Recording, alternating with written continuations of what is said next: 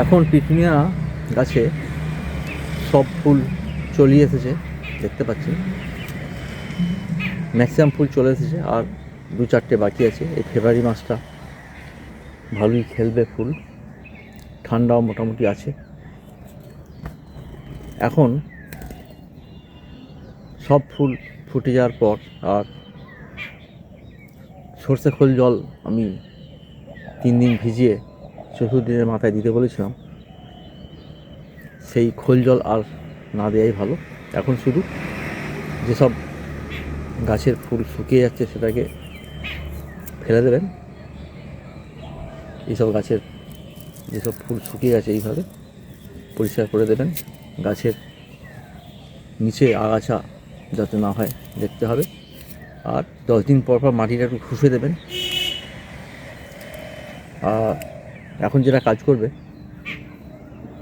potash জাতীয় তরল সার, potash phosphorus দিয়ে ভরপুর, যেটা আমরা সবজিকে আমাদের যে আলুর খোসা, কলার খোসা, পটলের খোসা, নানা রকম সবজির খোসা যেটা আমরা ফেলে দিই, সেটাকে আপনি 2 দিনের সবজি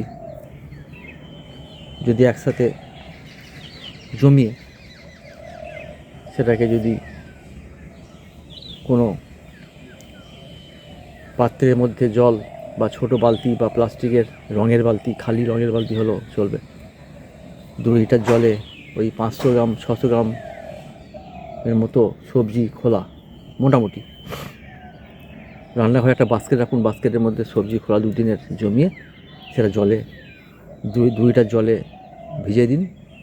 3 দিন 4 দিন পর যখন অনেকটা পচে যাবে, তারপর সেটাকে ছেঁকে সেই যে জল, সেই গাঢ় জলটা অনেকটা লালচে ধরনের হয়ে যাবে, সেই জলটাকে নিয়ে 1 লিটার জলে আরও 5 লিটার জল